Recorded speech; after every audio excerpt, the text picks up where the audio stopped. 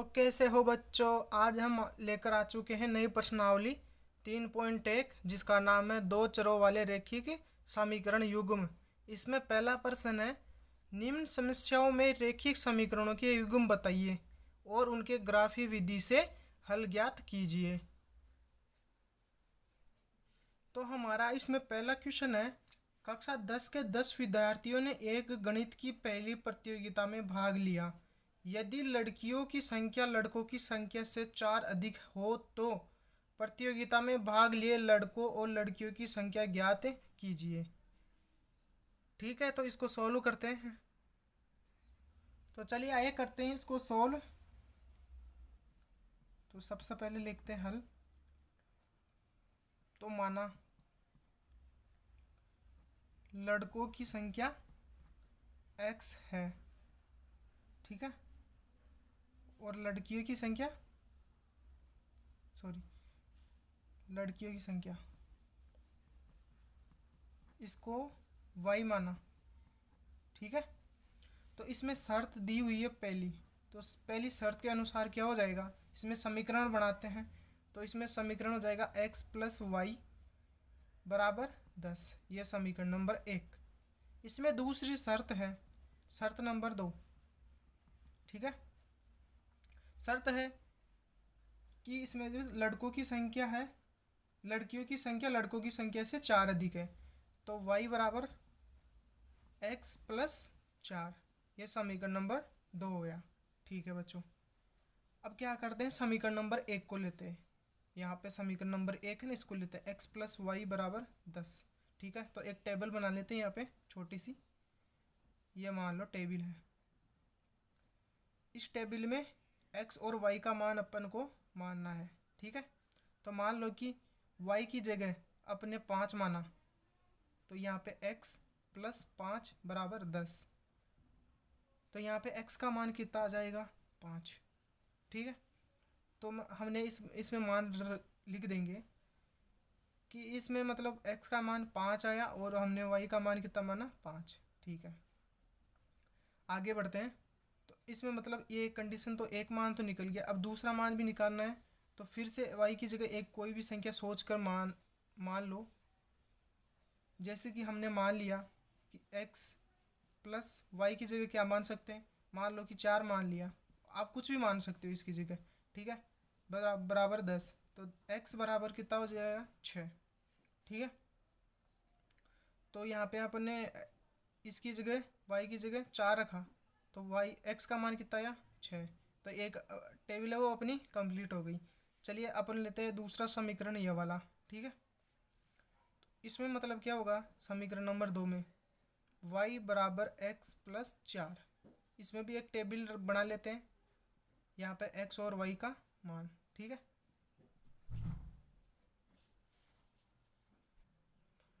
तो इसमें भी अपन x और y का मान ज्ञात करेंगे, ठीक है। तो इसे मान लो कि x की जगह कुछ मान लेते हैं, जैसे हमने मान लिया 0।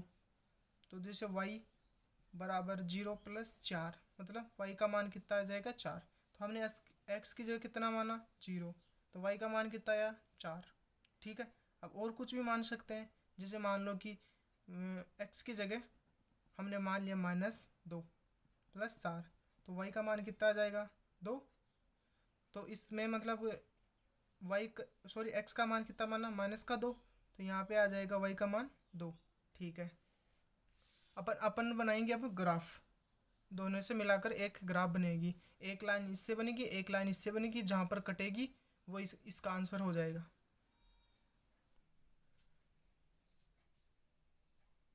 तो ये देखिए अपने ग्राफ बना लिए। हमारे ग्राफ उपलब्ध नहीं थी इसलिए हमने कागज़ पर ही बनाई है, ठीक है बच्चों। तो अपन समझाते हैं इसको। उसमें पहला पॉइंट था x और y का मान था, उसमें 5,5 था, ठीक है। दूसरा था 6,4, ठीक है। तो हमने ये 5,5 यहाँ पे ले लिया और 6,4 यहाँ पे आ गया ये, ठीक है। और इसको आगे बढ़ा देंगे थोड़ा सा। अब हमारे पास दूसरा सेकंड समीकरण था, उसमें जो पॉइंट आया था वो आया था 0 और 4, ठीक है। और दूसरा आया था -2 और 2। तो ये आ गया 0 और 4, यहाँ पे 0 और 4 आ गया, और यहाँ पे आएगा -2 और 2। तो इस लाइन को भी मिलाएंगे तो ये दोनों यहाँ पे क्रॉस करेगी। तो अपने जो मान आएगा वो क्या आएगा, 3,7। ठीक है, तो ये अपन का आंसर हो जाएगा, मतलब 3,7 आ जाएगा। इसका मतलब x बराबर 3 और y बराबर 7। ठीक है बच्चों, अतः ये आ जाएगा अपने पास। ठीक है, यूनिक सा मान आया है। हमारा अगला क्वेश्चन है दूसरा वाला। 5 पेंसिल तथा 7 कलमों का कुल मूल्य 50 रुपये है, जबकि 7 पेंसिल तथा 5 कलमों का कुल मूल्य 46 रुपये है। एक पेंसिल का मूल्य तथा एक कलम का मूल्य ज्ञात कीजिए। तो हमको उसी तरीके से ग्राफ बना के इसका भी मूल्य, मतलब इसको भी सॉल्व करना है। ठीक है, तो चलिए इसको सॉल्व करते हैं। सबसे पहले लिखते हैं हल। ठीक है, अब क्वेश्चन को एक बार ओजी पढ़ते हैं। 5 पेंसिल तथा 7 कलमों का मूल्य 50 रुपये है। सॉरी, इससे पहले अपन मान लेते हैं कि x किसको मानना, y किसको मानना है। माना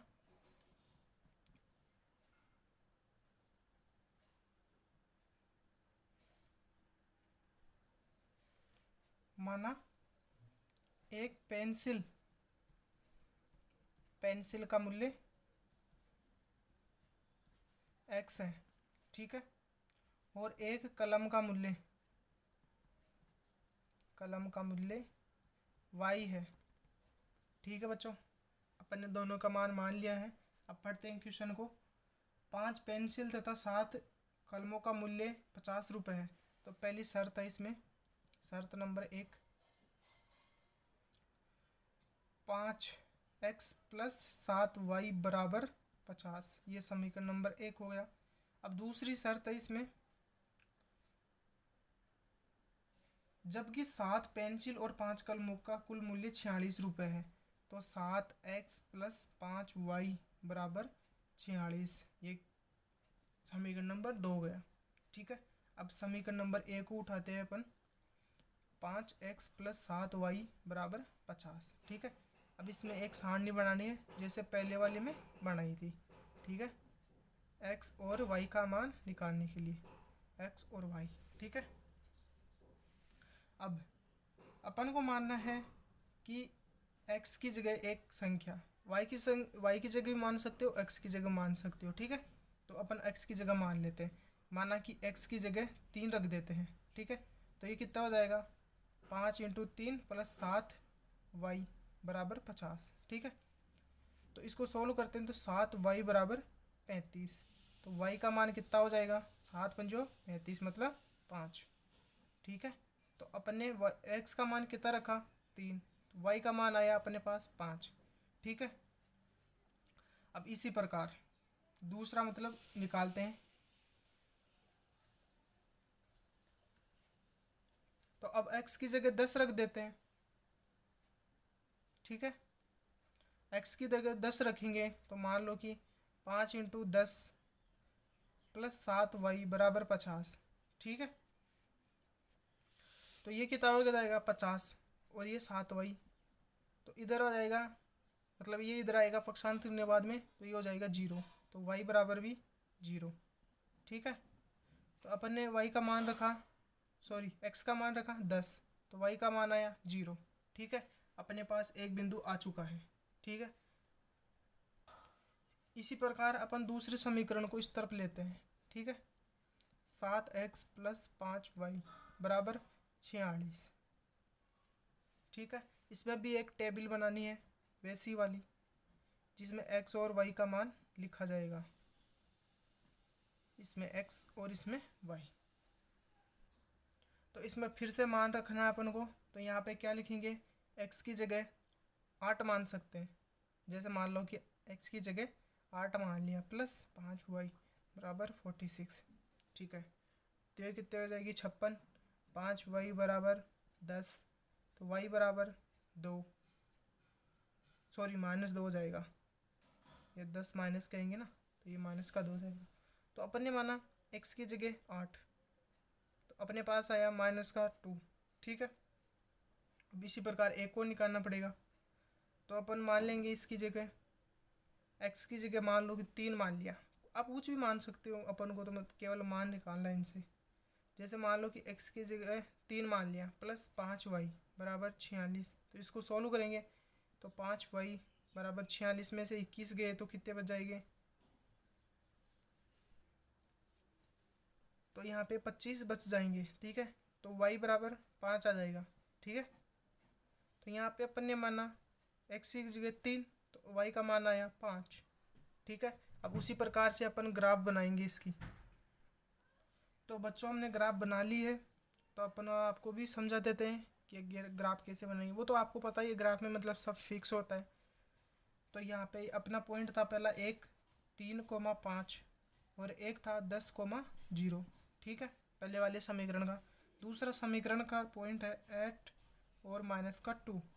दूसरा था 3 और 5। ठीक है, तो अपन दोनों की मतलब रेखा बनाएंगे तो ये 3,5 भी काटेगी।